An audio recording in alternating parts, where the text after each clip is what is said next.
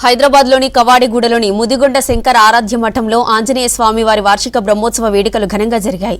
మఠం fit person గా బాధ్యతలు చేపట్టిన తర్వాత తొలి బ్రహ్మోత్సవాలు నిర్వహించామన్నారు కాశీనాథుని శ్రీనివాస్.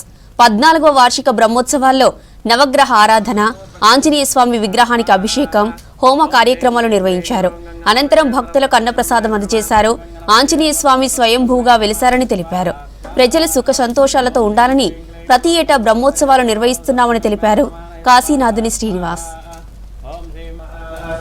ఓం హ్రీం క్లీం గ్లౌం గంగణపతయ వరవరధర్మజనమే విషమానయ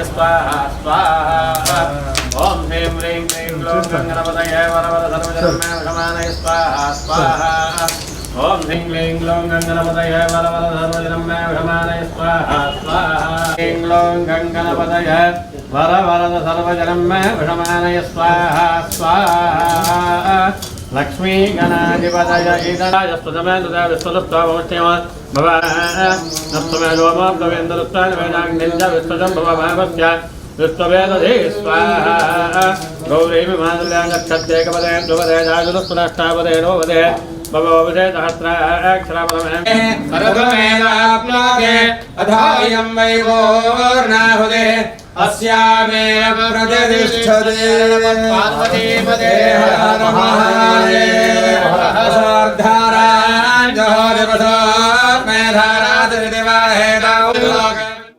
ఇవాళ మాది ఇక్కడ శంకర ఆరాధ్య మఠానికి ఆంజనేయ స్వామి బ్రహ్మోత్సవాలు జరుపుకుంటున్నాము. ఇది 14వ వార్షికోత్సవము. నేను రీసెంట్లీ ఈ మఠానికి కొత్తగా ఫిట్ పర్సన్గా అయ్యాను. సో ఇది ఫస్ట్ అకేషన్ ఇది.